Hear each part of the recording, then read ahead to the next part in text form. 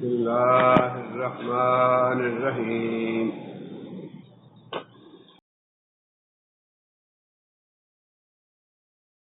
یا ایھا الذین آمنوا، اے لوگو جو ایمان لائے ہو، ما لکم کیا ہے تمہیں، اذا قیل لکم جب تمہیں یہ کہا گیا، انفروا فی سبیل اللہ اللہ کی راہ میں نکلو، اثاقلتم الی الارض تم زمین کے ساتھ بوجھ بن گئے یا زمین کے ساتھ چپک گئے، اراضیتم کیا تم راضی ہو گیا ہو یا پسند کر لیا ہے، بالحیات الدنیا دنیا کی زندگی کو، من الآخرت آخرت کے مقابلے میں، فما متاع الحیات الدنیا پس نہیں ہے دنیا کی زندگی کا سامان، فی الآخرت آخرت کے مقابلے میں، الا قلیل مگر بہت ہی تھوڑا۔ اس آیت سے آگے تقریباً سورہ توبہ کے اختتام تک سارا مضمون غزوہ تبوک کے بارے میں ہے، جہاں جو حکم دیا گیا مسلمانوں کو کہ جہاد کے لیے اللہ کی راہ میں نکلو، یہ حکم دراصل غزوہ تبوک کے لیے ہی ہے۔ غزوہ تبوک کے بارے میں یہ بات ذہن میں رکھیے کہ نبی صلی اللہ علیہ وسلم کی بعثت مبارک سے پہلے ایران اور روم دو بڑی طاقتیں تھیں، اور ان دونوں طاقتوں میں باہم لڑائیاں ہوتی رہتی تھیں۔ نبوت کے 5ویں سال دونوں میں لڑائی ہوئی، اور اس میں روم جو تھا یا عیسائی جو تھے وہ شکست کھا گئے۔ اس کا ذکر اللہ تعالیٰ نے قرآن مجید میں بھی کیا ہے، سورہ الروم میں، غلبت الروم، رومی جو ہیں وہ شکست کھا گئے۔ اب رومیوں کے شکست کھانے کی وجہ سے مسلمانوں کا، کیونکہ ویسے بھی اسلام کی ابتدا تھی، نبی صلی اللہ علیہ وسلم کی بعثت مبارک کا ابتدائی زمانہ تھا، اس وقت مسلمان عیسائیوں کو اپنے قریب سمجھتے تھے اہل کتاب ہونے کی وجہ سے، اور ایرانی کیونکہ مجوسی تھے، آتش پرست تھے، مشرک تھے، اس لیے ایران کی بجائے مسلمانوں کی ہمدردیاں رومیوں کے ساتھ یعنی عیسائیوں کے ساتھ تھیں۔ مسلمانوں کو قدرتی طور پہ ان کی شکست کی وجہ سے رنج ہوا۔ اللہ تعالیٰ نے اسی سورہ کے ابتدا میں یہ پیش گوئی فرما دی کہ چند سالوں کے بعد ایرانی شکست کھائیں گے اور روم جو ہے وہ غالب آ جائے گا۔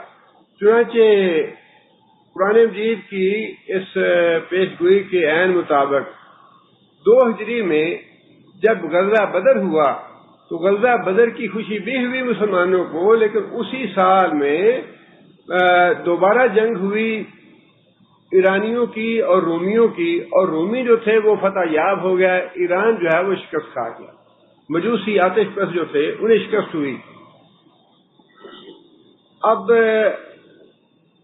رومیوں کے فاتح بننے سے پوری دنیا میں عیسائیوں کی یا رومیوں کی دھاک بیٹھ گئی، اور بجائے اس کے کہ رومی جو تھے وہ جس طرح مسلمان یہ سمجھتے تھے کہ رومی اہل کتاب ہیں اور توحید پرست ہیں اور یہ ہمارے زیادہ قریب ہیں اور ان کی ہمدردیاں ہماری عیسائیوں کے ساتھ ہونی چاہیے، بجائے اس کے کہ عیسائی بھی ویسا ہی رد عمل دیتے اور ویسا ہی طرز عمل اختیار کرتے کہ مسلمانوں کے ساتھ ان کی ہمدردیاں ہوتی، اور مسلمانوں کو جس طرح وہ اہل کتاب تھے مسلمانوں کو اہل کتاب سمجھتے اور مسلمانوں کی جو دعوت تھی اس پہ غور کرتے اور اس پہ ان کے ساتھ ہمدردی ہوتی۔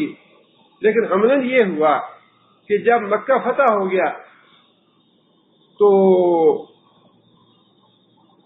رومی جو تھے انہیں یہ احساس ہوا کہ پہلے تو ہمارے مقابلے کی طاقت جو تھی وہ ایران تھی، لیکن مکہ فتح ہونے کے بعد کیونکہ جزیرۃ العرب جو تھا اس میں مسلمانوں کی دھاک بیٹھ گئی اور مسلمانوں کی قوت جو ہے وہ بڑھتی جا رہی تھی دن بدن، مختلف وفود آ رہے تھے نبی صلی اللہ علیہ وسلم کی خدمت میں اور آپ خود اسلام قبول کر رہے تھے، یہ گویا ایک گھنٹی بجی رومیوں کے لیے کہ اب ہماری مد مقابل طاقت جو ہے وہ ایران نہیں بلکہ ہماری مد مقابل طاقت حجاز کی ہے۔ مسلمان جو ہیں ان سے خطرہ محسوس کرنا شروع کر دیا عیسائیوں نے، اور اس کی ابتدا انہوں نے اس وقت کی 6 ہجری میں صلح حدیبیہ ہوئی، اور صلح کے بعد مسلمانوں کو موقع مل گیا اپنی دعوت عام پھیلانے کا۔ نبی صلی اللہ علیہ وسلم نے مختلف ممالک کے جو سربراہ تھے انہیں خطوط لکھے، ہرقل کو بھی نبی صلی اللہ علیہ وسلم نے خط لکھا، اور نبی صلی اللہ علیہ وسلم نے وہ خط حضرت حارث بن عمیر کو دے کر بصرہ کے گورنر کو بھیجا جو کہ رومی سلطنت کے تابع تھا، کہ یہ خط نبی صلی اللہ علیہ وسلم کا ہرقل کو پہنچا دیا جائے۔ لیکن اس رومی گورنر نے بجائے اس کے کہ سفیر کا ادب اور احترام کرتا اور نبی صلی اللہ علیہ وسلم کا خط جو تھا وہ من عنوان ہرقل تک پہنچاتا، اس نے سفیر کو یعنی حضرت حارث بن عمیر کو گرفتار کروا لیا، گرفتار کروانے کے بعد قتل کروا لیا۔ یہ گویا رد عمل تھا عیسائیوں کا مسلمانوں کے لیے کہ پہلے ہماری مد مقابل اور ہماری دشمن جو طاقت تھی وہ ایران تھی، اور اب ہماری دشمن طاقت جو ہے وہ تم ہے۔ اس سے مسلمانوں کی چپکلش کا عیسائیوں کے ساتھ ٹکر کا آغاز ہو گیا۔ نبی صلی اللہ علیہ وسلم نے حضرت حارث بن عمیر کی شہادت کے بعد حضرت زید بن حارثہ کو لشکر دے کے بھیجا کہ جا کے تم انتقام لو حارث بن عمیر کے قتل کا۔ اس قتل کے نتیجے میں، شہادت کے نتیجے میں، نبی صلی اللہ علیہ وسلم نے 3000 کا لشکر بھیجا جن کا مقابلہ ہوا کتنے عیسائیوں سے؟ 2 لاکھ کے لشکر سے۔ عیسائیوں کا لشکر موتا کے مقام پہ 2 لاکھ تھا جو ہرقل نے بھیجا، اور اس کے مقابلے میں مسلمانوں کا لشکر جو تھا وہ صرف 3000 کا تھا۔ نبی صلی اللہ علیہ وسلم نے حضرت زید بن حارثہ کو کمانڈر بنایا، اور یہ بات ارشاد فرمائی کہ اگر زید بن حارثہ شہید ہو جائیں تو اس کے بعد حضرت جعفر بن ابی طالب کمانڈر ہوں گے، اور اگر وہ شہید ہو جائیں تو حضرت عبداللہ بن رواحہ کمانڈر ہوں گے۔ چنانچہ نبی صلی اللہ علیہ وسلم کی پیش گوئی کے مطابق یہ بہت بڑی ٹکر تھی، بہت بڑا یہ مارکا تھا، خونی مارکا تھا، اس اعتبار سے کہ ساری دنیا کی نگاہیں جمی ہوئی تھیں کہ ایک طرف عیسائیوں کا 2 لاکھ کا لشکر ہے، اسلحہ اور کیل کانٹے سے لیس ہے پوری طرح، اور دوسری طرف مسلمانوں کا 3000 کا لشکر ہے۔ پوری دنیا یہ دیکھ رہی تھی کہ اس جنگ کا نتیجہ کیا نکلتا ہے۔ اللہ تعالیٰ نے نصرت فرمائی، مسلمان پہلے تأمل بھی کیا، مسلمانوں نے سوچ بچار کیا اس بات پہ کہ تعداد کے اعتبار سے ہمارا قطعاً کوئی مقابلہ نہیں ہے، 3000 اور 2 لاکھ کا کوئی مقابلہ نہیں تھا۔ مسلمانوں نے تأمل کیا۔ حضرت عبداللہ بن رواحہ جو 3 درجے کے کمانڈر تھے، انہوں نے خطاب کیا اور انہوں نے جذبہ جہاد پہ خطبہ دیا، اور یہ بات کہی کہ مسلمانوں جس مقصد کے لیے ہم نکلے ہیں اس مقصد سے ہمیں واپس نہیں پلٹنا چاہیے۔ ہمارے لیے 2 راستے کھلے ہیں، 2 نعمتیں اللہ تعالیٰ نے ہمارے مقدر میں رکھی ہیں، یا تو اللہ تعالیٰ ہمیں شہادت دے دیں گے یا پھر اللہ تعالیٰ ہمیں غازی بنا کے واپس لائیں گے۔ ان دونوں میں سے کوئی نہ کوئی نعمت تو ہمیں حاصل ہونی ہی ہونی ہے، اور یہ نعمت حاصل کرنے کے لیے ہم نکلے ہیں۔ ہم تعداد کے بل پہ لڑائی نہیں کرتے، ہم ایمان کے بل پہ لڑائی کرتے ہیں۔ چنانچہ حضرت عبداللہ بن رواحہ کے اس خطبے کے بعد سارے مسلمان، پہلے مشورہ یہ تھا کہ آدمی نبی صلی اللہ علیہ وسلم کے پاس بھیجا جائے، نبی صلی اللہ علیہ وسلم سے مشورہ لیا جائے ہم لڑائی کریں یا نہ کریں۔ حضرت عبداللہ بن رواحہ کے خطاب کے بعد مسلمان یکسو ہو گئے کہ ہمیں ٹکرا جانا چاہیے اور مقابلہ کرنا چاہیے عیسائیوں کا۔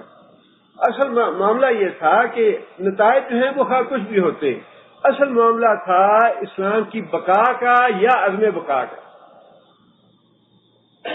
پہلے کفار نے اور مشرکین نے جتنی بھی لڑائیاں لڑی تھی، بدر تھی، احد تھی، احزاب تھی، یہ جتنی بھی لڑائیاں تھیں، یہ ساری لڑائیاں مشرکین نے اور کفار نے اس نیت سے لڑی تھی کہ مسلمانوں کا مکمل طور پہ خاتمہ کرنا ہے، اسلام کو مکمل طور پہ ختم کرنا ہے۔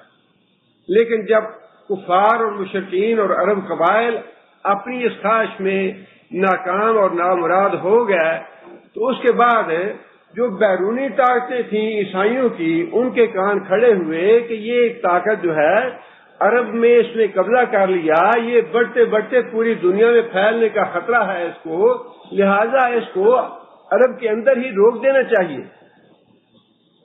اور اس کو عرب سے باہر نہیں نکلنے دینا چاہیے۔ چنانچہ پوری قوت کے ساتھ اس ارادے سے 3 لاکھ کا 2 لاکھ کا لشکر آیا کہ مسلمانوں کو مکمل طور پہ ملیا میٹ کر دینا ہے۔ یہ اللہ تعالیٰ کی نصرت تھی مسلمانوں کے ساتھ کہ حضرت زید بن حارثہ شہید ہوئے، اس کے بعد حضرت جعفر شہید ہوئے، اس کے بعد حضرت عبداللہ بن رواحہ شہید ہوئے، اور اس کے بعد مسلمانوں نے جب شہید ہو گئے تو ایک آدمی نے آواز دی کہ خالد جھنڈا تم پکڑ لو۔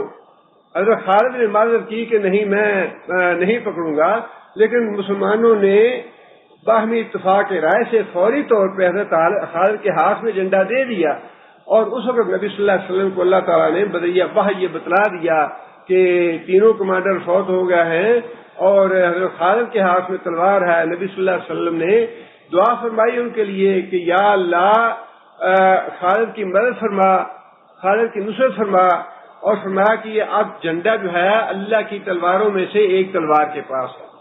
چنانچہ حضرت خالد بن ولید کی جو حکمت عملی تھی، اپنے حکمت عملی کے مطابق آدمی جو ہے وہ بار بار دائیں سے بائیں بائیں سے دائیں پلٹتے رہے تاکہ عیسائی لشکر کو یہ گمان رہے کہ ان کا لشکر بہت بڑا ہے اور باری باری نئے نئے لوگ آ رہے ہیں۔ اپنی حکمت عملی سے آہستہ آہستہ پیچھے ہٹتے ہٹتے حضرت خالد بن ولید جو ہیں وہ اپنے لشکر کو محفوظ صورت میں بچا کے لے آئے، اور یہی بہت بڑی اللہ تعالیٰ کی نصرت تھی اور اللہ تعالیٰ کا احسان تھا کہ مسلمانوں کا نقصان نہیں ہوا۔ 2 لاکھ کے مقابلے میں 3000 کے آدمیوں نے ٹکر بھی لی اور اپنے لشکر کو محفوظ طریقے سے واپس لے آئے۔ یہ بہت بڑی نصرت تھی، لیکن اس سے مسلمانوں کو بھی یہ بات معلوم ہو گئی کہ اب ہمیں عیسائیوں سے ٹکر لینی پڑے گی، اور ہماری اب جو مقابلہ ہے وہ اندرون ملک نہیں، اب بیرون ملک ہمارا مقابلہ ہے۔ اس جنگ موتا سے اس بات کا احساس ہو گیا۔ اس کے بعد پھر مکہ فتح ہوا، غزوہ حنین ہوا، غزوہ طائف سے نبی صلی اللہ علیہ وسلم واپس تشریف لائے۔ ان غزوات سے واپس آنے کے بعد 1 سال کا عرصہ بھی نہیں گزرا تھا کہ نبی صلی اللہ علیہ وسلم کو یہ خبریں ملنی شروع ہو گئیں کہ ہرقل جو ہے وہ خود ایک بہت بڑا لشکر لے کر مدینہ پہ حملہ آور ہونا چاہتا ہے، اور اس کی وجہ یہی تھی کہ رومی عیسائی یہ چاہتے تھے کہ مسلمانوں کا عرب ملک کے اندر ہی خاتمہ کر دیا جائے اور اس قوت کو عرب کے اندر ہی روک دیا جائے۔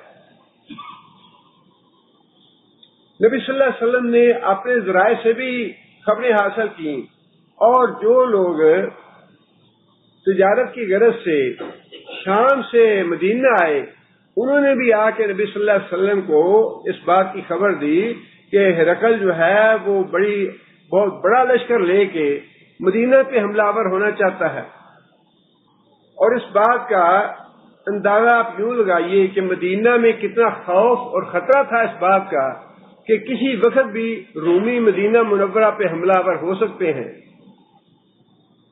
حضرت عمر رضی اللہ تعالیٰ کہتے ہیں کہ میں اور میرا ایک انصاری ساتھی، ہم دونوں آپس میں ہمسائے تھے، اور دونوں نے باری مقرر کر رکھی تھی نبی صلی اللہ علیہ وسلم کی خدمت میں حاضر ہونے کے لیے۔ ایک دن حضرت عمر اپنے کاروبار پہ جاتے اور وہ انصاری نبی صلی اللہ علیہ وسلم کی خدمت میں دن گزارتا، جو بھی واقعات ہوتے، جو بھی تعلیم ہوتی، جو بھی باتیں وغیرہ ہوتی، وہ انصاری حضرت عمر کو بتاتا۔ اگلے دن انصاری اپنے کاروبار پہ جاتا، حضرت عمر رضی اللہ تعالیٰ عنہ نبی صلی اللہ علیہ وسلم کی خدمت میں سارا دن گزارتے، اور اس دن کی روزات جو ہے وہ جا کے پھر انصاری کو دیتے۔ حضرت عمر کہتے ہیں کہ میں رات کو سویا ہوا تھا اپنے گھر، اور اچانک دروازے پہ زور سے دستک ہوئی، اٹھو اٹھو اٹھو. تو میں نے فوراً یہ بات کہی کہ کیا غسانی آ گئے؟ مراد یہ ہے کہ رومیوں نے حملہ کر دیا ہے. اس سے یہ پتہ چلتا ہے کہ مدینے کے اندر کتنی زبردست اس بات کا خوف موجود تھا کہ رومی جو ہے وہ کسی وقت بھی حملہ آور ہو سکتے ہیں. وہ الگ بات تھی کہ معاملہ کو دوسرا تھا. نبی صلی اللہ علیہ وسلم نے ازواج مطہرات کے جو مطالبات تھے ان کے پیش نظر 1 مہینے کے لیے اعلان کیا. بات یہ مشہور ہو گئی کہ نبی صلی اللہ علیہ وسلم نے اپنی ازواج مطہرات کو طلاق دے دی ہے.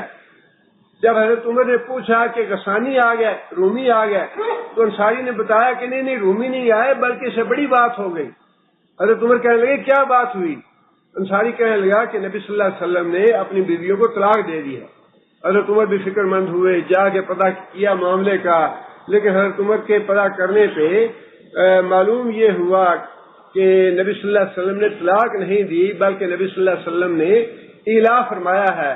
اعلاء کا مطلب یہ ہے یہ زیادہ سے زیادہ 4 مہینے تک ہوتا ہے، اور اعلاء اس غرض کے لیے ہوتا ہے کہ آپ اپنی بیوی کو تنبیہ کرتے ہیں کسی بات پہ، لیکن معاملہ جو ہے وہ سلجھتا نہیں ہے.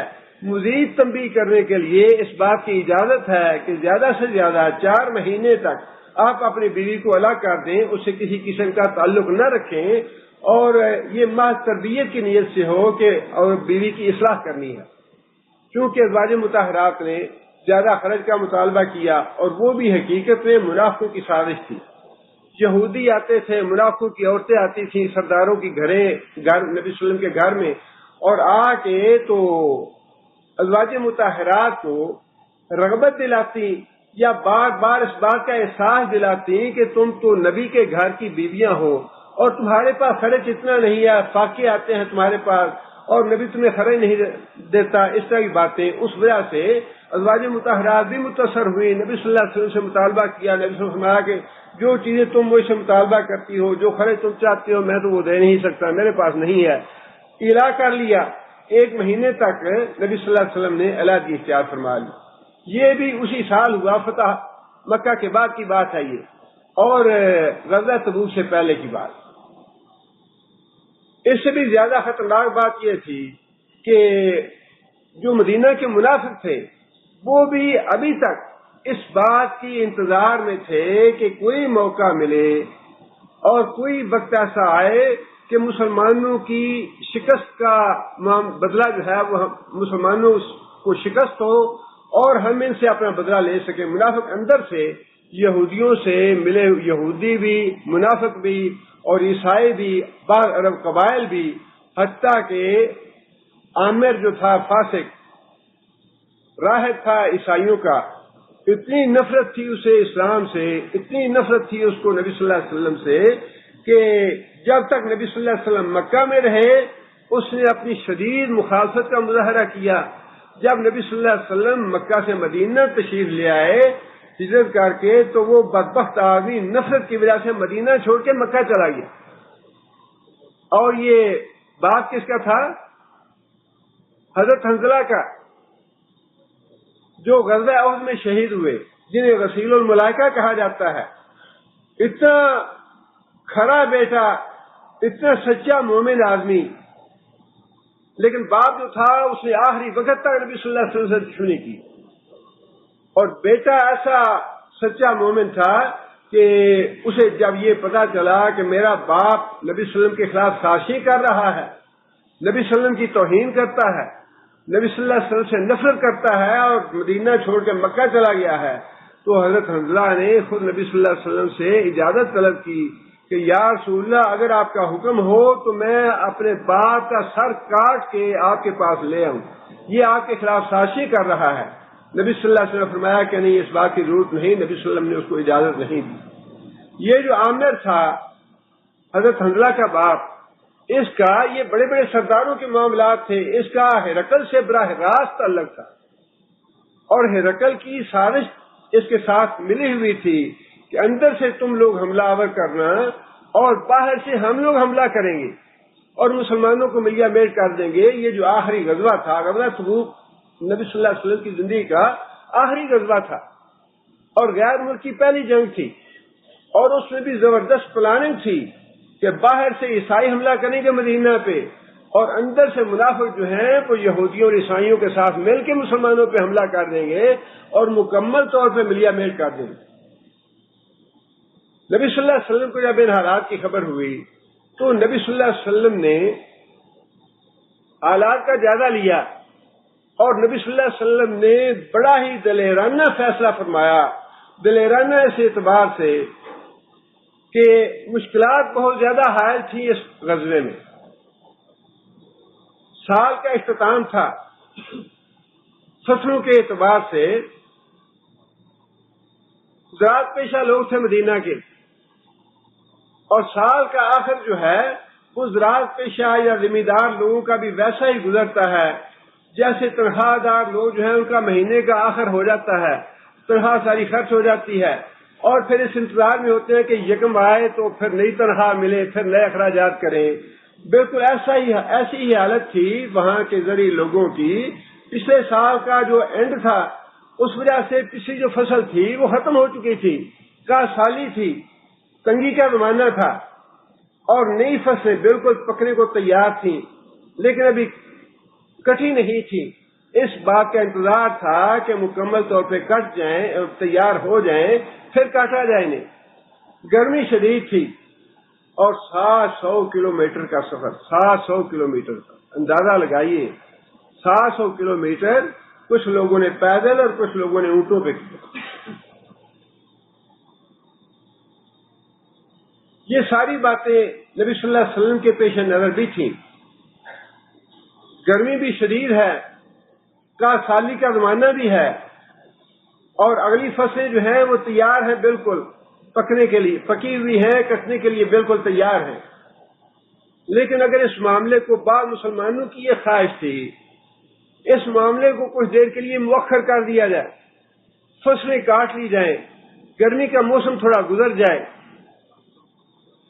حالات سازگار ہو جائیں، اس کے بعد غزوے کے لیے نکلا جائے۔ لیکن نبی صلی اللہ علیہ وسلم کی نگاہیں جو ہیں وہ دور رس تھیں۔ نبی صلی اللہ علیہ وسلم حالات کا جائزہ لے رہے تھے کہ اگر عیسائیوں کو موقع دے دیا جائے مدینہ پہ حملہ ور ہونے کا تو پھر صورتحال مختلف ہو جائے گی۔ اس کا حل ایک ہی ہے کہ مدینہ پہ حملہ ور ہونے سے پہلے عیسائیوں کے مقابلے میں ہم خود نکل کے آگے بڑھیں، دفاعی جنگ نہ لڑی جائے بلکہ خود اٹیک کیا جائے، خود حملہ کیا جائے، جنگ کو مدینے کے قریب نہ آنے دیا جائے۔ یہ تھی نبی صلی اللہ علیہ وسلم کی پالیسی۔ اس لیے نبی صلی اللہ علیہ وسلم نے یہ فیصلہ فرما دیا کہ حالات جیسے کیسے بھی ہیں ہم لڑائی کے لیے نکلیں گے، جنگ کے لیے نکلیں گے۔ اور نبی صلی اللہ علیہ وسلم نے یہ پہلا غزوہ ہے جس غزوے میں نبی صلی اللہ علیہ وسلم نے واضح طور پہ سارے مسلمانوں کو آگاہ کر دیا کہ ہم نے کہاں جانا ہے۔ باقی جتنے بھی غزوات تھے اس میں نبی صلی اللہ علیہ وسلم توریہ فرماتے، صحیح واضح طور پہ لشکر کے علم میں نہیں ہوتا تھا، چند افراد کے علم میں ہوتا تھا، یا خود نبی صلی اللہ علیہ وسلم کے علم میں ہوتا کہ ہم نے کہاں جانا ہے، کہاں حملہ کرنا ہے یا کہاں لڑائی لڑنی ہے۔ لیکن اس غزوہ میں نبی صلی اللہ علیہ وسلم نے واضح طور پہ یہ بات بتا دی کہ ہم نے تبوک جانا ہے، تبوک جا کے مقابلہ کرنا ہے۔ نبی صلی اللہ علیہ وسلم کے اس ارشاد کے بعد یا اس واضح اعلان کے بعد مسلمان جو عام لوگ تھے ان میں منافق بھی تھے اور مسلمان بھی تھے، سچے مومن بھی اور ضعیف الایمان مومن بھی۔ مسلمان لوگوں کے 6 قسم کے گروہ ہو گئے۔ ایک گروہ تو وہ تھا جس نے نبی صلی اللہ علیہ وسلم کا یہ فیصلہ سنتے ہی سمعنا واطعنا، یا رسول اللہ جو آپ نے فیصلہ فرما دیا ہم بالکل حاضر ہیں اس کے لیے، بالکل تیار ہیں اس کے لیے۔ اور اس میں سب سے نبی صلی اللہ علیہ وسلم نے جیسے ہی اعلان فرمایا سب سے زیادہ مالی معاونت کرنے والے حضرت عثمان رضی اللہ تعالیٰ عنہ ہیں۔ بار بار نبی صلی اللہ علیہ وسلم اعلان فرماتے رہے چندے کے لیے، مالی اعانت کے لیے، حضرت عثمان رضی اللہ تعالیٰ عنہ نے پہلے ابتدا میں 200 اونٹ جو ہیں وہ نبی صلی اللہ علیہ وسلم کی خدمت میں پیش کیے، پورے سامان کے ساتھ، پوری خوراک کے ساتھ. پھر اعلان ہوا 100 کا اضافہ کیا، پھر اعلان ہوا 100 کا اضافہ کیا، پھر اعلان ہوا 100 کا اضافہ کیا، حتیٰ کہ حضرت عثمان رضی اللہ تعالیٰ عنہ نے اکیلے 900 اونٹ صدقہ کیے اس جنگ کے لیے. 900 اونٹ اور 100 گھوڑا، 5 کلو سونا، 30 کلو چاندی، یہ سارے کا سارا حضرت عثمان نے غزوہ تبوک کے لیے دیا. اور حضرت عثمان کے لیے ہی نبی صلی اللہ علیہ وسلم نے یہ بات ارشاد فرمائی تھی کہ آج کے بعد عثمان جو بھی کرے گا اللہ اس سے سوال نہیں کرے گا. بہت خوش ہوئے نبی صلی اللہ علیہ وسلم حضرت عثمان کی اس قربانی سے اور اس ایثار سے. لیکن انداز تو ہر ایک کا اپنا ہے. حجم کے اعتبار سے حضرت عثمان باری لے گئے، لیکن ایمان کے اعتبار سے حضرت ابوبکر سے آگے کوئی نہیں گزر سکا. حضرت ابوبکر صدیق بھی سامان لے کے آئے گھر سے، اور وہ سامان حضرت عثمان کے سامان سے کہیں کم تھا. حضرت عمر رضی اللہ تعالیٰ عنہ کہتے ہیں کہ میں نے اس دن یہ بات اپنے طور پہ سوچ رکھی تھی کہ آج میں ابو بکر سے باری لوں گا، ابو بکر سے زیادہ میں قربانی دوں گا. حضرت عمر رضی اللہ تعالیٰ عنہ اپنے گھر کا جتنا سامان تھا اس کا نصف سامان نبی صلی اللہ علیہ وسلم کی خدمت میں لے کے حاضر ہو گیا. نبی صلی اللہ علیہ وسلم نے پوچھا کہ عمر کیا لے کے آئے ہو، کتنا لے کے آئے ہو؟ عرض کی یا رسول اللہ گھر کا آدھا سامان لے آیا ہوں. اور حضرت ابوبکر صدیق رضی اللہ تعالیٰ عنہ سامان لے کے آئے تو نبی صلی اللہ علیہ وسلم نے پوچھا ابو بکر کیا لے کے آئے ہو؟ حضرت ابوبکر رضی اللہ تعالیٰ عنہ فرمانے لگے یا رسول اللہ گھر میں اللہ اور اللہ کے رسول کا نام چھوڑ کے آیا ہوں. سامان گھر سے سارا لے آیا ہوں، گھر میں صرف اللہ اور اللہ کے رسول کا نام باقی ہے. حضرت عمر کہنے لگے کہ میں نے یہ سوچ لیا کہ ابو بکر سے آگے بڑھنا کسی کے لیے بھی ممکن نہیں ہے. اسی طرح حضرت عبد الرحمن بن عوف مالدار تھے، انہوں نے مال صدقہ کیا. حضرت عباس مالدار تھے، انہوں نے مال صدقہ کیا. حضرت عاصم انصاری رضی اللہ تعالیٰ عنہ کھجوروں کے بہت سے باغ تھے، 13-14 ہزار کلو کھجوریں صدقہ لے کے آئے. یہ تو وہ سامان تھا یا اعانت تھی جو مالدار لوگوں نے دی. لیکن جو مخلص اور سچے مومن تھے انہوں نے یہاں تک اثار کیا، قربانی کی کہ ایک انصاری جو تھے وہ ساری رات کنواں چلاتے رہے یہودی کا.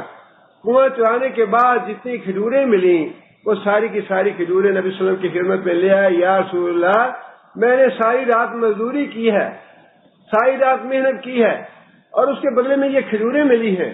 نبی صلی اللہ علیہ وسلم کو اس کی یہ بات اتنی اچھی لگی اور نبی صلی اللہ علیہ وسلم نے اس کی اتنی حوصلہ افزائی فرمائی کہ نبی صلی اللہ علیہ وسلم نے فرمایا کہ یہ ساری کھجوریں غلے کے ڈھیر کے اوپر پھیلا دو.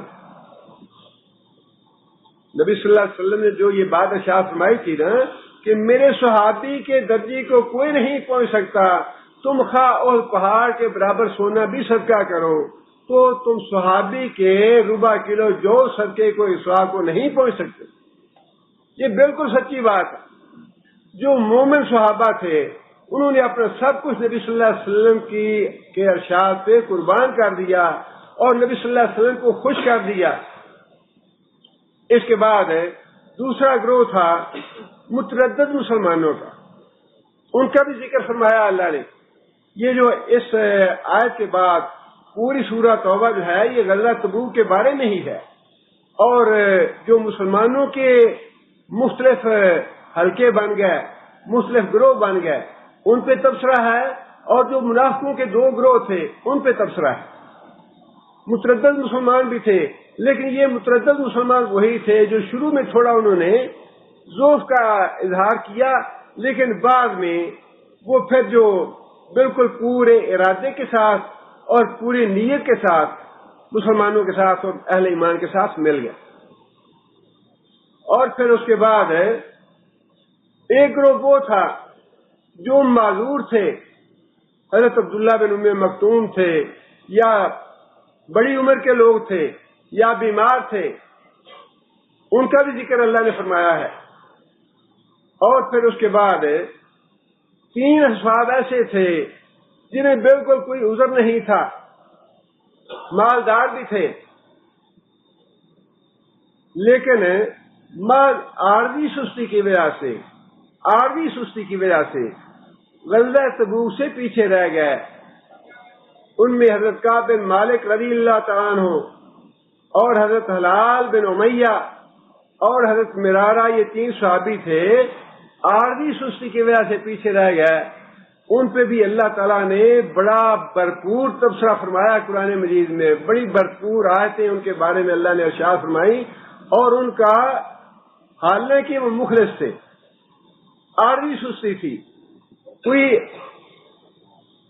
عذر نہیں تھا، لیکن اللہ تعالیٰ نے بڑا سخت محاسبہ فرمایا ان کا۔ یہ تو 4 گروہ تھے مسلمانوں کے، اور معذور لوگوں میں وہ لوگ بھی شامل تھے، ان پہ بھی اللہ تعالیٰ نے تبصرہ فرمایا ہے۔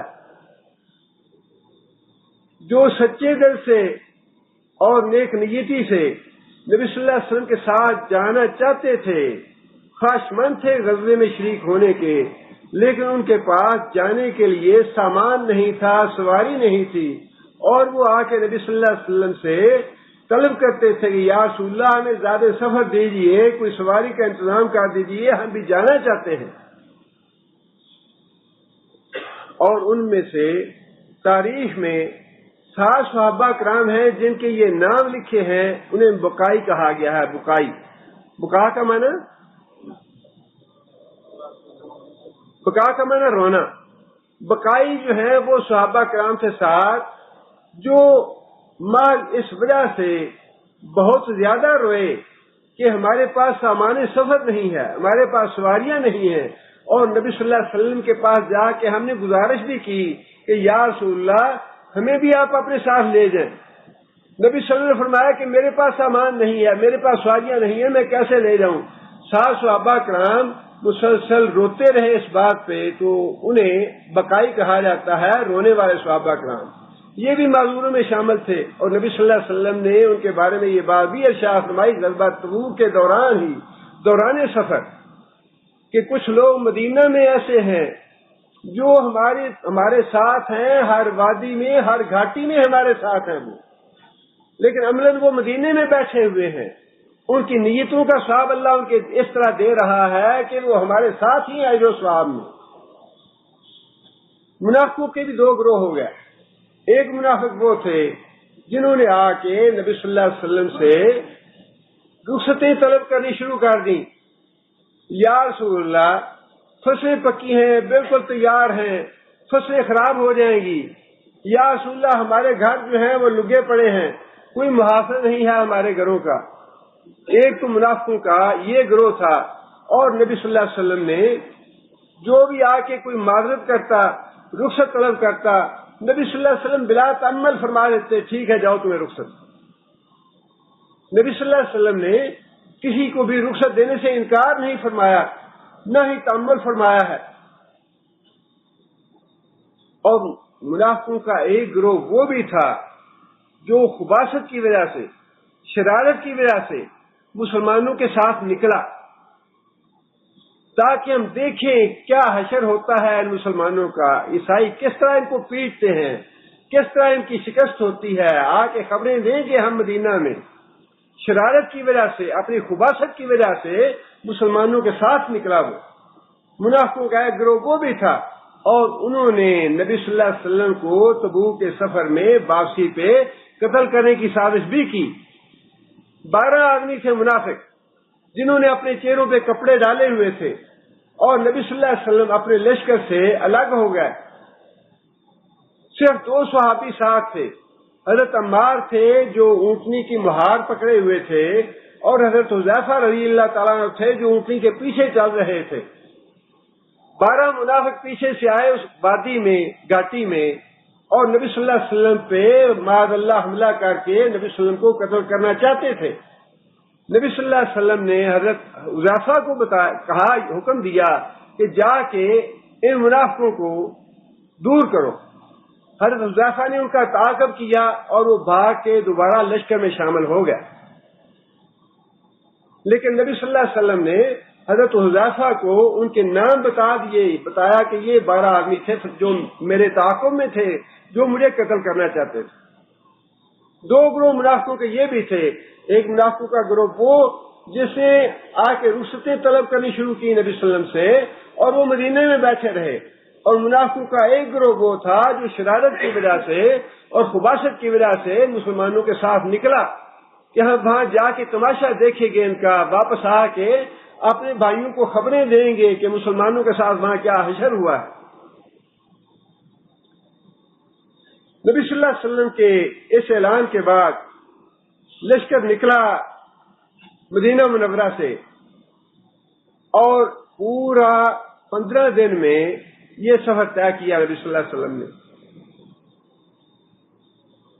وہاں تبوک میں جا کے نبی صلی اللہ علیہ وسلم نے 20 دن تک انتظار کیا ہرقل کا، لیکن اللہ تعالیٰ کی نصرت تھی یہ، اللہ تعالیٰ نے عیسائیوں کے دلوں میں اتنا روب ڈال دیا۔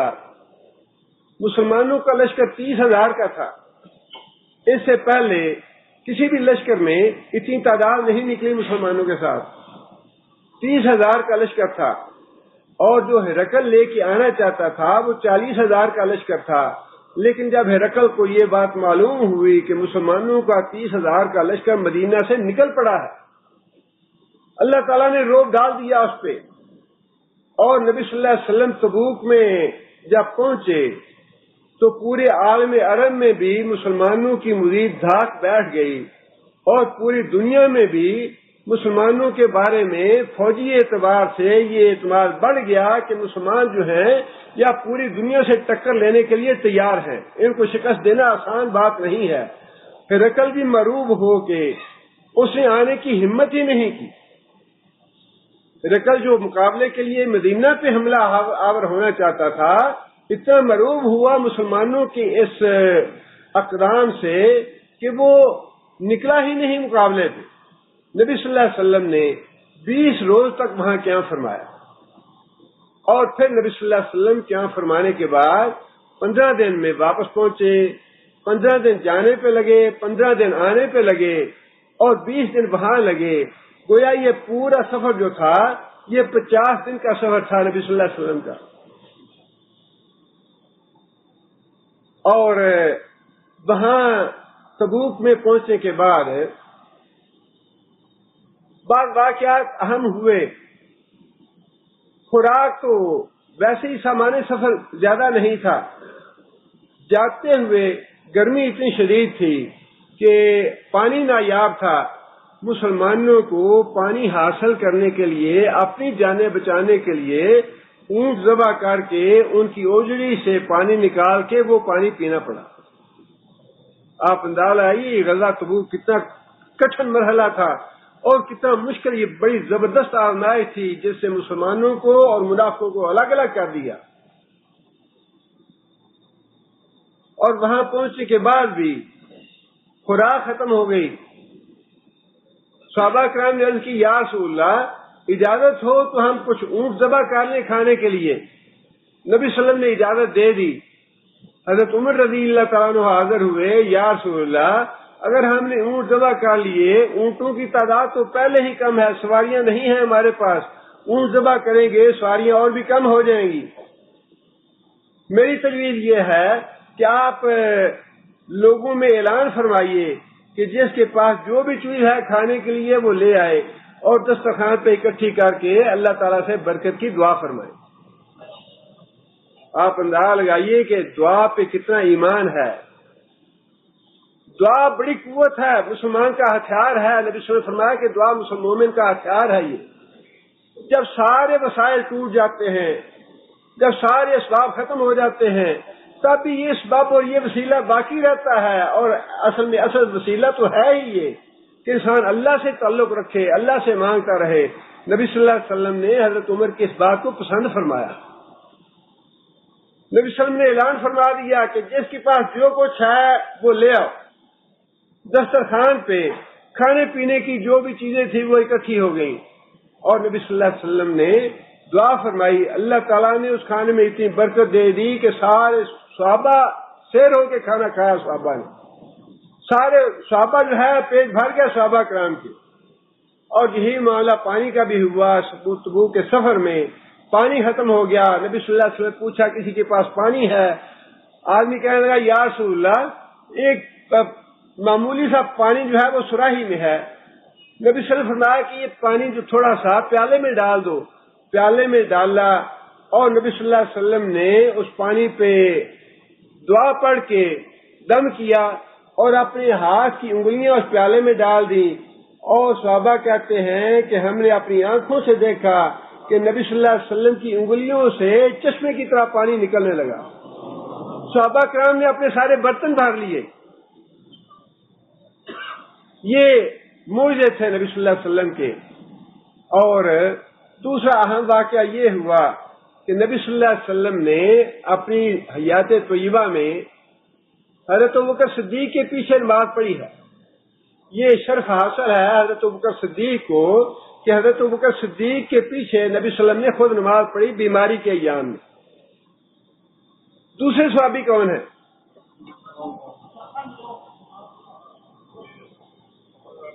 عبد الرحمن بن عوف. نبی صلی اللہ علیہ وسلم تبوک میں جب قیام تھا 20 دن کا، ایک نماز کے موقع پہ نبی صلی اللہ علیہ وسلم اٹھ کے چلے گئے وضو کرنے کے لیے. حضرت معاذ بن جبل بھی نبی صلی اللہ علیہ وسلم کے ساتھ تھے. وضو کرنے میں نبی صلی اللہ علیہ وسلم کو دیر ہو گئی. نماز کا وقت ہو گیا تو صحابہ کرام نے حضرت عبد الرحمن بن عوف کو آگے کر دیا کہ آپ نماز پڑھائیں. حضرت عبد الرحمن بن عوف نے نماز پڑھانی شروع کر دی. نبی صلی اللہ علیہ وسلم جب تشریف لائے 3 رکعت ہو چکی تھی، 1 رکعت باقی تھی. نبی صلی اللہ علیہ وسلم نے حضرت عبد الرحمن بن عوف کے پیچھے 1 رکعت ادا کی ان کی ابتدا میں اور باقی 3 رکعتیں بعد میں پوری کی. جب صحابہ کرام نے یہ بات دیکھی تو صحابہ کرام گھبرا گئے اور تسبیح کرنے لگے.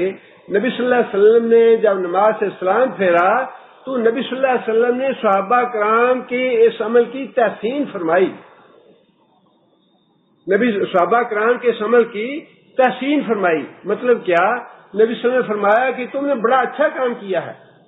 کس وجہ سے؟ نماز کو اول وقت میں پڑھنا سب سے افضل عمل ہے. نبی صلی اللہ علیہ وسلم سے پوچھا گیا یا رسول اللہ سب سے افضل عمل کون سا ہے؟ نبی صلی اللہ علیہ وسلم نے فرمایا کہ اول وقت میں نماز پڑھنا یہ سب سے افضل عمل ہے. اور نبی صلی اللہ علیہ وسلم نے اسی وجہ سے صحابہ کرام کی تحسین فرمائی کہ تم نے اچھا کیا، میرا انتظار نہیں کیا، اول وقت میں تم نے نماز ادا کر لی.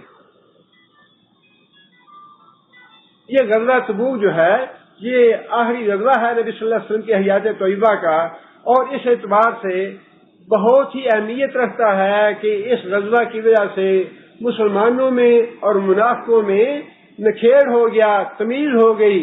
اور جو مسجد زرار تعمیر کی انہوں نے منافقوں نے، اور ان کا تعلق تھا ہرقل کے ساتھ بھی، اور سازشیں کرنا چاہتے تھے مسجد زرار میں، نبی صلی اللہ علیہ وسلم سے درخواست کی منافقوں نے تبوک جانے سے پہلے کہ یا رسول اللہ ہم نے مسجد بنائی ہے، ہمارے محلے کی مسجد ہے، ذرا جانے میں دقت ہوتی ہے، بوڑھے لوگ بھی ہوتے ہیں، مریض بھی ہوتے ہیں، تو ہم نے یہ مسجد بنائی ہے تو آپ یہاں آ کے نماز پڑھا دیں ایک دفعہ، تاکہ سارے لوگوں کو اطمینان ہو جائے کہ یہ نبی صلی اللہ علیہ وسلم کی ہی بنوائی ہوئی مسجد ہے، اور نبی صلی اللہ علیہ وسلم نے خود اس میں نماز ادا فرمائی ہے. نبی صلی اللہ علیہ وسلم نے تبوک کے سفر پہ جانے سے پہلے ان کی درخواست کو یہ کہہ کے مؤخر کر دیا کہ میں جب واپس آؤں گا تو نماز پڑھوں گا، جب واپس آؤں گا تو نماز پڑھوں گا. نبی صلی اللہ علیہ وسلم نے معاملے کو مؤخر فرما دیا. لیکن جب نبی صلی اللہ علیہ وسلم واپس تشریف لائے، اللہ تعالیٰ کی طرف سے یہ بات واضح ہو چکی اور حالات نے بھی یہ بات ثابت کر دی کہ یہ مسجد ضرار جو ہے یہ منافقوں نے سازشیں تیار کرنے کے لیے بنوائی ہے. چنانچہ اللہ تعالیٰ کے حکم پہ تبوک کے سفر سے واپس آنے کے بعد نبی صلی اللہ علیہ وسلم نے وہ مسجد گرا دی. اسی کا یہاں پہ اب کیونکہ جیسے میں نے عرض کیا مسلمانوں میں کچھ تو وہ تھے جنہوں نے اعلان سنتے ہی سمعنا و اطعنا کہہ دیا، کچھ وہ تھے جو تھوڑے متردد تھے. اب اللہ تعالیٰ یہ فرماتے ہیں یا ایھا الذین آمنوا، اے لوگوں جو ایمان لائے ہو، ما لکم، آخر کیا وجہ ہے، آخر کیا معاملہ ہے تمہارا، اذا قیل لکم، جب تمہیں یہ حکم دیا گیا انفروا فی سبیل اللہ، جہاد کے لیے نکلو، اللہ کی راہ میں نکلو، ثاقلتم الی الارض، تو تم زمین سے چپک گئے، مطلب یہ ڈھیلے پڑ گئے، سوچ میں پڑ گئے، تردد کرنے لگے. ارضیتم بالحیات الدنیا، کیا تم نے دنیا کی زندگی کو پسند کر لیا ہے، کیا تم نے دنیا کی زندگی کو ترجیح دے دی ہے، من الآخرت، آخرت کے مقابلے میں.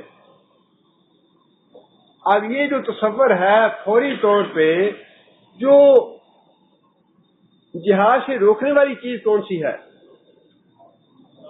اس آیت میں جو اللہ تعالیٰ بات ارشاد فرمانا چاہتے ہیں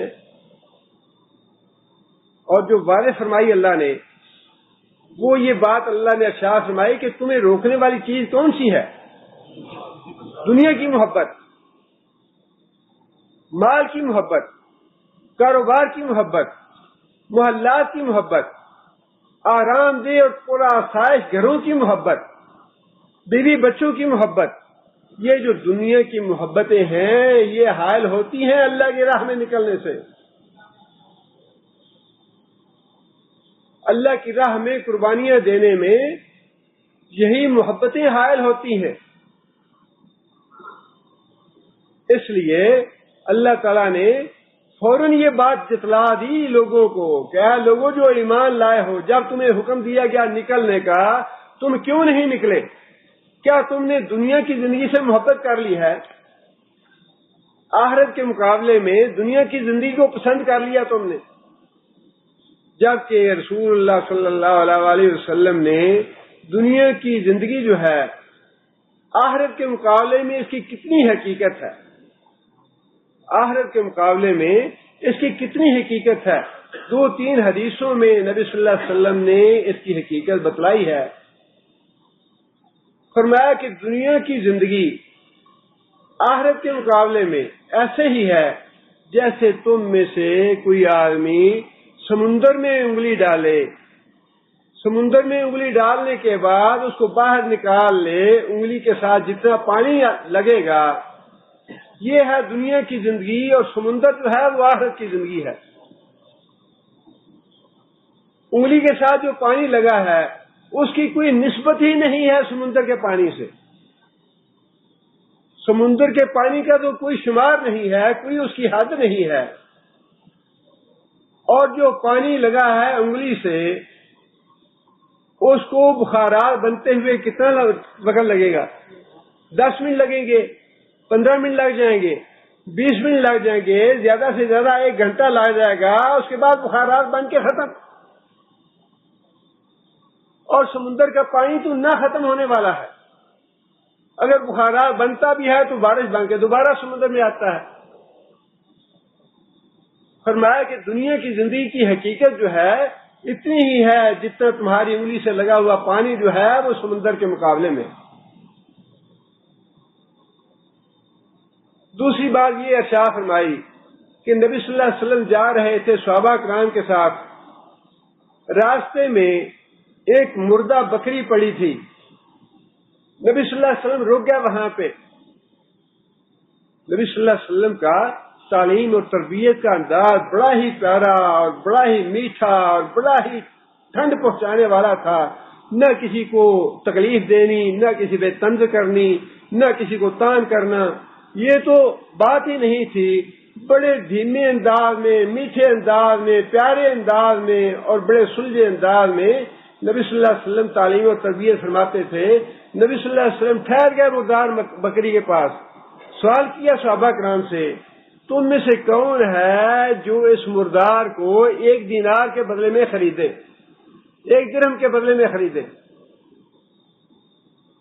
صحابہ کرام نے عرض کی, یا رسول اللہ, مردار بکری کو حرام ہے, یہ کسی بھی کام کی نہیں. اس مردار بکری کو 1 درہم میں کون خریدے گا؟ نبی صلی اللہ علیہ وسلم نے فرمایا کہ اللہ تعالی کے نزدیک دنیا جو ہے, دنیا کا مال اس سے بھی زیادہ حقیر اور ذلیل ہے. اللہ کے نزدیک دنیا کا مال اس مردار بکری سے بھی زیادہ حقیر اور ذلیل ہے. یہ ہے دنیا کی حقیقت. اور ایک اور حدیث میں نبی صلی اللہ علیہ وسلم نے یہ بات ارشاد فرمائی, اگر اللہ کے نزدیک اس دنیا کی قیمت مچھر کے پر کے برابر بھی ہوتی, مچھر کے پر کے برابر بھی ہوتی, جس کا مطلب یہ ہے کہ مچھر کے پر کے برابر بھی نہیں, اللہ کے نزدیک دنیا کی قیمت مچھر کے پر کے برابر بھی نہیں. فرمایا کہ اگر اللہ کے نزدیک دنیا کی قیمت, دنیا کی حیثیت مچھر کے پر کے برابر بھی ہوتی, اللہ تعالیٰ کسی کافر کو پانی کا گھونٹ بھی نہ پینے دیتے, ساری کی ساری مسلمانوں کے لیے رکھ دیتے. کافر کو پانی کا گھونٹ بھی نہ پینے دیتے اللہ تعالیٰ, اگر اس دنیا کی کچھ قیمت ہوتی. اللہ کے نزدیک اس دنیا کی قیمت مچھر کے پر سے بھی کم ہے. مردار بکری جو ہے اس کے مردار سے بھی اللہ کے نزدیک دنیا کا مال زیادہ ذلیل اور حقیر ہے. لیکن اسی دنیا کے مال جو مچھر کے پر سے بھی زیادہ کم درجے کا ہے, اللہ کے نزدیک اتنی بے وقت چیز ہے. اس کے لیے کتنے قتل ہوتے ہیں, کتنے گناہ ہوتے ہیں, کتنی چوریاں ہوتی ہیں, کتنے ڈاکے ڈالتے ہیں, اور کتنی کرپشن ہوتی ہے. بیت المال کا خزانہ کس طرح لوٹا جاتا ہے, ملک کو کس طرح کھایا جاتا ہے, یہ آپ دیکھ لیجئے. اور اس کے بعد پھر دیکھیے کہ دنیا کی حقیقت فی الواقع کیا ہے, اور ہم لوگ کتنے دھوکے میں پڑے ہوئے ہیں. فلا تغرنکم الحیات الدنیا, لوگوں تمہیں دنیا کی زندگی دھوکے میں نہیں ڈالے. متاع قلیل, دنیا کا مال بہت ہی تھوڑا ہے. متاع قلیل ثم مأواہم جہنم وبئس المصیر. ویل للمکذبین, ہلاکت ہے ان لوگوں کو جو آخرت کو جھٹلانے والے ہیں. کلوا وتمتعوا قلیلا انکم مجرمون. اللہ تعالیٰ کافروں کو اور مشرکوں کو خطاب کر کے فرماتے ہیں, کھاؤ عیش کرو. کلوا وتمتعوا, دنیا میں کھا پی لو, مزے لوٹ لو جتنے بھی لوٹنے چاہتے ہو. قلیلا, یہ دنیا کے مزے, دنیا کی عیش, دنیا کا مال, دنیا کے ڈالر, دنیا کے ریال, قلیلا بہت ہی تھوڑے ہیں. انکم مجرمون, تم مجرم ہو. میں نے تمہیں یہ سب کچھ لیے دیا ہے کہ جو عیش کرنی ہے کر لو, جو کھانا پینا ہے کھا لو, پھر اس کے بعد تمہارے لیے حرام ہے جنت کی نعمتیں. جس طرح جنت میں داخلہ حرام ہے, اسی طرح جنت کی نعمتیں تمہارے لیے حرام ہیں. بنادا اصحاب النار اصحاب الجنہ افیضوا من الماء, افیضوا من الماء. اللہ فرماتے ہیں کہ جہنمی لوگ جنتیوں سے درخواست کریں گے, پانی کا ایک قطرہ ہمیں دے دو. او مما رزقکم اللہ, یا جنت کی جو نعمتیں تمہیں دی ہیں ایک دانہ دے دو, ایک حبہ دے دو ہمیں جنت کی نعمت سے.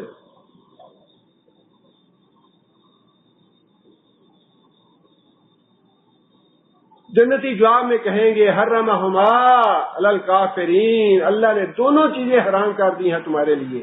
اللہ نے جنت کا پانی بھی تمہارے لیے حرام کر دیا ہے, جنت کی نعمتیں بھی حرام کر دی ہیں.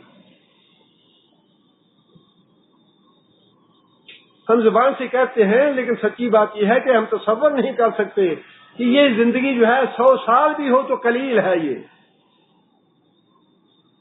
اس دنیا میں اربوں ڈالر بھی ہوں، اربوں ڈالر، وہ بھی آخرت کے مقابلے میں قلیل ہیں۔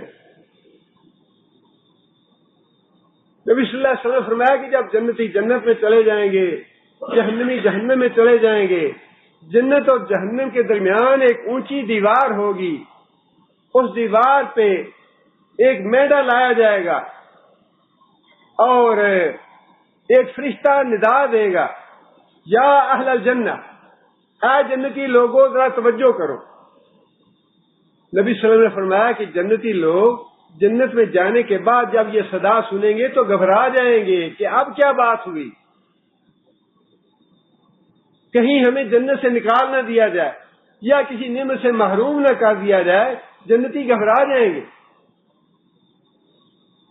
اور فرمایا کہ وہی فرشتہ پھر ندا دے گا، یا اہل النار، اے جہنمیوں توجہ کرو۔ اور جہنمی یہ سن کے خوش ہوں گے کہ شاید ہمارے لیے کوئی خوشخبری کی بات ہوگی۔ جنتی اور جہنمی جب توجہ کریں گے تو فرشتہ ان سے پوچھے گا کہ کیا اس مینڈو کو پہچانتے ہو، یہ کیا ہے؟ جنتی کہیں گے ہاں ہم پہچانتے ہیں کیا ہے، یہ موت ہے۔ جہنمیوں سے پوچھا جائے گا پہچانتے ہو اس کو، یہ کیا چیز ہے؟ جہنمی کہیں گے کہ ہاں ہم پہچانتے ہیں یہ موت ہے جو دنیا پہ ہم پہ مسلط کی گئی۔ اس کے بعد اللہ تعالیٰ فرشتے کو حکم دیں گے کہ موت کو ذبح کر دو۔ جنتیوں کے سامنے، جہنمیوں کے سامنے موت کو ذبح کر دیا جائے گا، اور نبی صلی اللہ علیہ وسلم فرماتے ہیں کہ اس سے جنتیوں کو اتنی خوشی ہوتی کہ اگر مرنا ممکن ہوتا تو خوشی سے مر جاتے۔ جنتیوں کو اتنی خوشی ہوگی، اور جہنمیوں کو اتنا غم لاحق ہوتا کہ اگر غم سے مرنا ممکن ہوتا تو جہنمی غم سے مر جاتے، لیکن موت تو پہلے ہی ذبح کی جا چکی ہوگی۔ جس کا مطلب یہ ہے کہ جنتیوں کو بھی بتا دیا جائے گا کہ اب موت نہیں ہے، ہمیشہ ہمیشہ تم نے یہاں رہنا ہے۔ جہنمیوں کو بھی بتا دیا جائے گا کہ ہمیشہ ہمیشہ کے لیے اب تم نے یہی رہنا ہے۔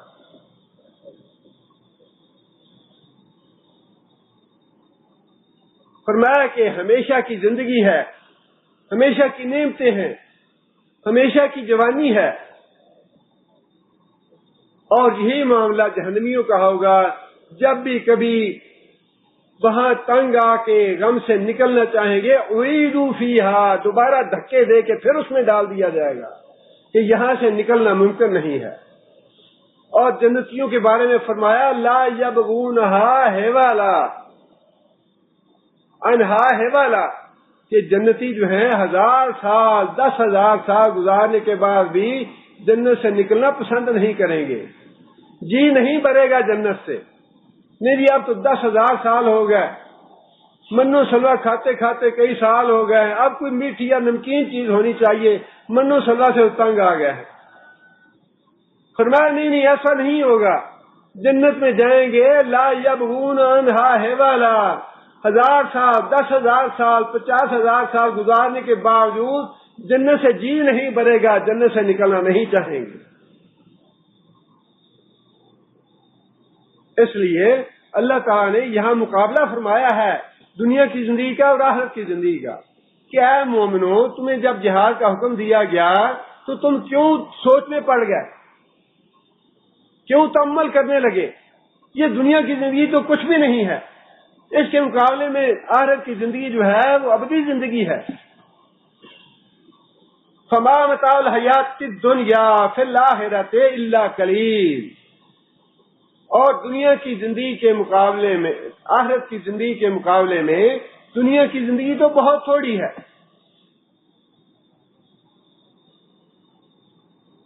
الا تنفروا یعذبکم عذابا علیما، الا تنفروا، اگر تم غزے کے لیے نہیں نکلو گے، اگر تم جہاد کے لیے نہیں نکلو گے، یعذبکم، اللہ عذاب دے گا تم کو، عذابا علیما، دردناک عذاب۔ اس سے علماء نے یہ بات لکھی ہے کہ جب حکومت اعلان کر دے جہاد کا،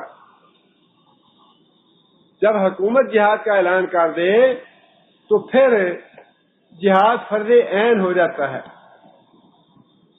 جس کو بھی حکومت جنگی خدمات کے لیے، فوجیں تو اپنی جگہ جنگ کے لیے ہیں آج بھی، اور وہی میدان جنگ میں جاتی ہیں، لیکن جب جہاد کا اعلان عام ہو جائے تو پھر عوام میں سے بھی جنگی ضرورت کے لیے، جنگی خدمات کے لیے جس بھی آدمی کو طلب کرے گی حکومت، وہ آدمی انکار نہیں کر سکے گا جب حکومت اعلان کر دے۔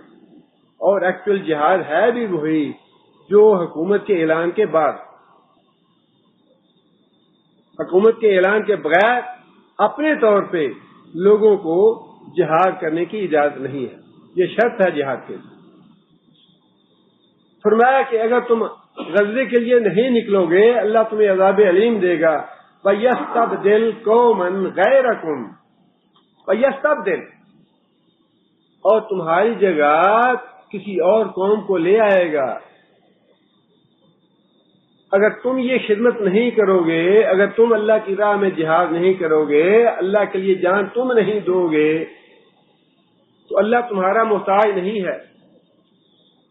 یہ نہ سمجھنا کہ ہم نہ نکلے تو اللہ کا دین چلے گا نہیں، اللہ کے دین کا کام نہیں ہوگا، اللہ کے دین کی خدمت نہیں ہوگی، یہ نہ سمجھنا۔ اگر ابو جہل ایمان نہیں لایا تو اس کی جگہ عمر بن خطاب کو ہم نے بدل دیا، ہم نے عمر بن خطاب کو منتخب کر لیا۔ اگر عتبہ بن ربیعہ ایمان نہیں لایا تو ہم حبشہ سے بلال کو لے آئے۔ اگر نضر بن حارث ایمان نہیں لایا تو ہم صہیب کو روم سے لے آئے۔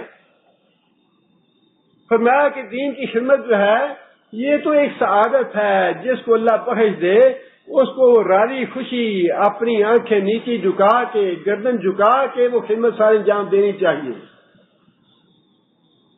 دل کے سکون کے ساتھ، دل کی رضا کے ساتھ اللہ کے دین کا کام کرنا چاہیے۔ اگر تم نہیں کرو گے اللہ وہ کام کسی اور سے لے لے گا۔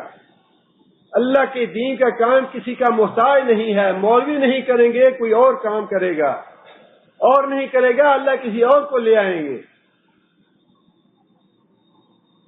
اور اللہ نے یہاں بڑا سخت مواخذہ کیا ہے اور بڑا سخت محاسبہ کیا ہے۔ اب ذرا تھوڑی دیر کے لیے ہمیں بھی اپنے گریبان میں گردن ڈال کے دیکھنا چاہیے، منہ ڈال کے دیکھنا چاہیے۔ اللہ نے غزوہ کے لیے اتنا سخت الفاظ استعمال فرمائے کہ اللہ تمہیں سخت سزا دے گا جو غزوہ کے لیے نہیں نکلے۔ ہمارے لیے آج وہ کڑے امتحان نہیں ہیں جو صحابہ کے لیے تھے، وہ کڑی شرطیں ہمارے لیے نہیں ہیں جو صحابہ کرام کے لیے تھی،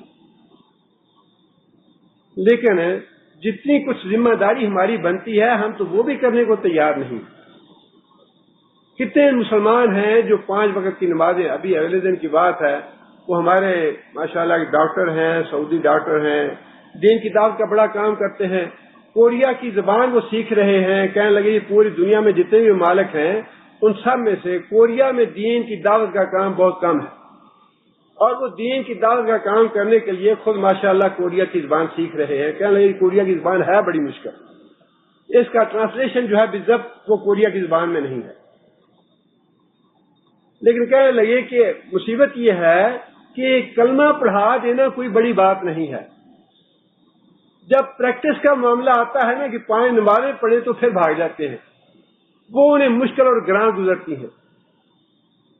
اب ہم کیا بتائیں انہیں کہ کوریا کے لوگ یا نو مسلم جو ہیں ان کی بات تو دور کی ہے، جو خاندانی پشتی خاندانی مسلمان ہیں 5 نمازیں تو وہ نہیں پڑھتے، 5 نمازیں تو ان کے لیے مشکل بنی ہوئی ہیں۔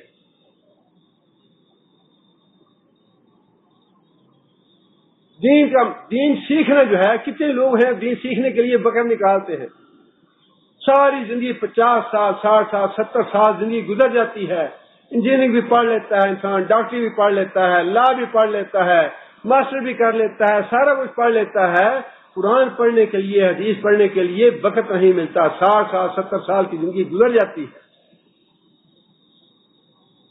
شرم آنی چاہیے، حیا کرنی چاہیے کہ جس بات کا ہم دعویٰ کرتے ہیں، جس پہ ہماری آخرت کا اور عاقبت کا انحصار ہے، اس کو ہم نے بالکل بھلا رکھا ہے، قرآن کو اپنی کمر پیچھے چھوڑ رکھا ہے، اس کو ہم دیکھنے کے لیے تیار نہیں. قرآن پڑھا رہتا ہے، عمر بھر پڑھا رہتا ہے گھر میں، لیکن اتنی توفیق نہیں ہوتی کہ دیکھیں کہ کیا لکھا ہے اس میں، سمجھنے کی کوشش کریں کیا اللہ نے حکم دیا ہے اس میں.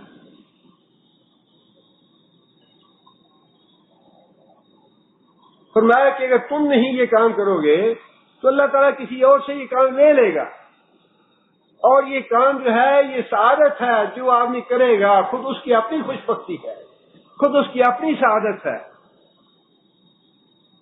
فمن عمل صالحا فلنفسه، جو آدمی نیک عمل کرے گا خود اس کو اس کا فائدہ ہے. فمن اساء فعليها، اور جو نیکی سے معروم رہے گا، برائی کا عمل کرے گا، اس کا وبال خود اسی پہ ہوگا. اللہ کو نہ کوئی فائدہ پہنچتا ہے نہ نقصان ہوتا ہے. اور یہی بات اللہ نے آگے فرمائی ہے، وَلَا تَضُرُّوهُ شَيْئًا، وَلَا تَضُرُّوهُ شَيْئًا، نمازیں چھوڑ کے اللہ کا کوئی نقصان نہیں کرو گے، روزے چھوڑ کے اللہ کا کوئی نقصان نہیں کرو گے،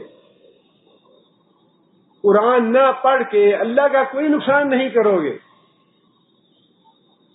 دین نہ سیکھ کے اللہ کا کوئی نقصان نہیں کرو گے، جہاد پہ نہ جا کے اللہ کا کوئی نقصان نہیں کرو گے. لا تضروه شیئا.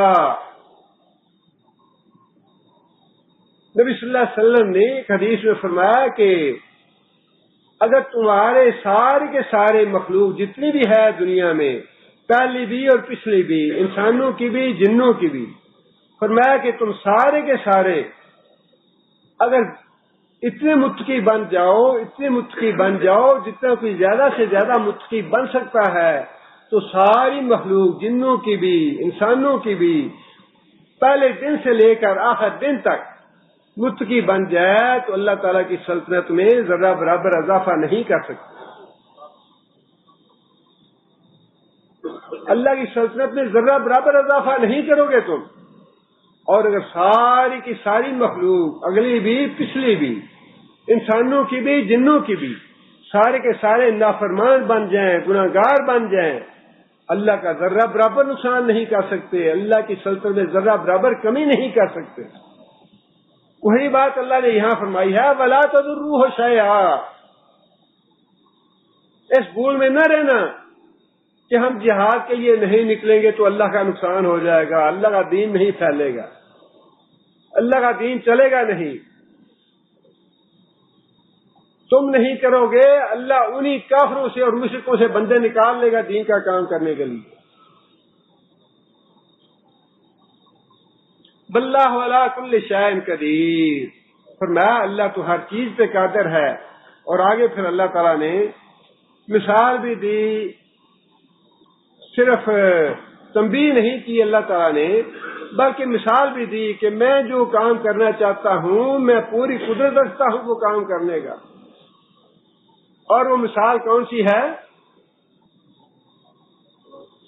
مثال جو ہے وہی ہونی چاہیے جو غزوے سے زیادہ سخت اور مشکل ہو. غزوے کے لیے تو حکم دیا جا رہا ہے نکلو غزوے کے لیے، اور ارشاد یہ ہے نہیں نکلو گے تو میں یہ کام کسی اور سے کروا لوں گا. اور میں نبی صلی اللہ علیہ وسلم کی کسی بھی طریقے سے مدد کرنے پہ پوری طرح قادر ہوں، اور اس سے زیادہ کٹھن وقت میں محمد صلی اللہ علیہ وسلم کی مدد کر چکا ہوں. غزوہ تبوک سے زیادہ کٹھن وقت میں محمد صلی اللہ علیہ وسلم کی مدد کر چکا ہوں. اور وہ زیادہ کٹھن وقت کون سا تھا؟ ہجرت کا. بڑا کٹھن وقت تھا، بڑا مشکل وقت تھا، لیکن ہر لمحے، ہر مرحلے میں، ہر وقت پہ نبی صلی اللہ علیہ وسلم کی مدد فرمائی اللہ تعالیٰ نے.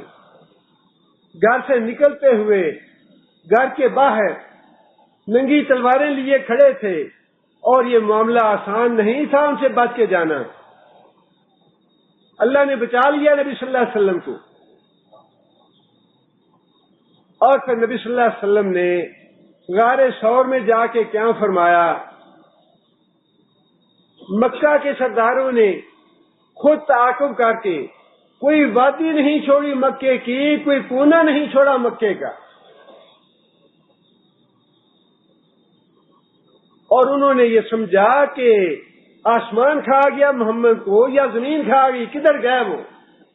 ہر راستے کو چھان مارا، ہر گھاٹی کو دیکھ لیا،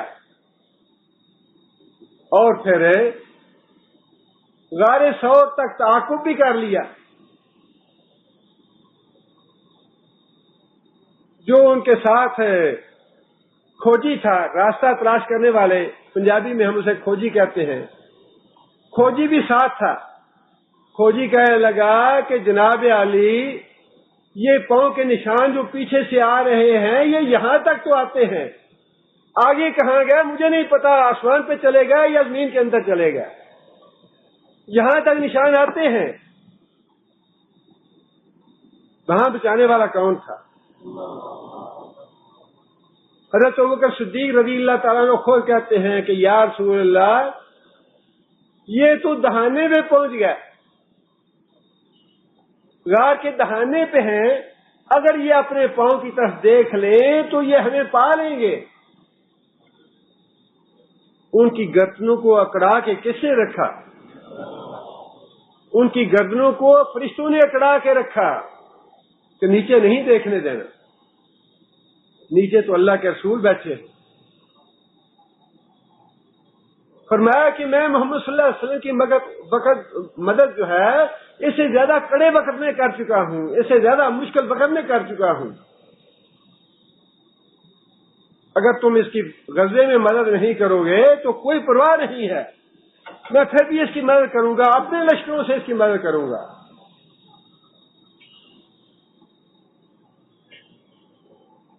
اور نبی حضرت ابوبکر صدیق رضی اللہ تعالیٰ عنہ بھی گھبرا گیا کہ یا رسول اللہ، اوپر کھڑے ہیں۔ فرمایا کہ ابوبکر تمہارا کیا خیال ہے ان دو آدمیوں کے بارے میں جن میں سے ایک خود محمد صلی اللہ علیہ وسلم ہے اور اللہ ان کے ساتھ ہے؟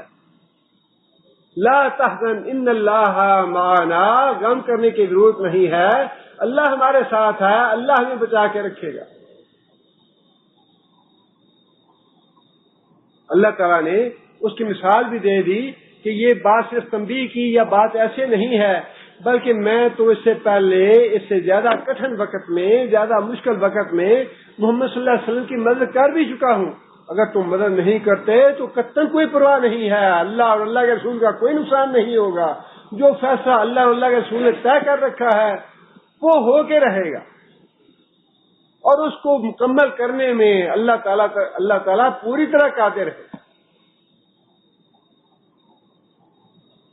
اس کا ذکر اللہ تعالیٰ نے اگلی آیت میں ارشاد فرمایا ہے۔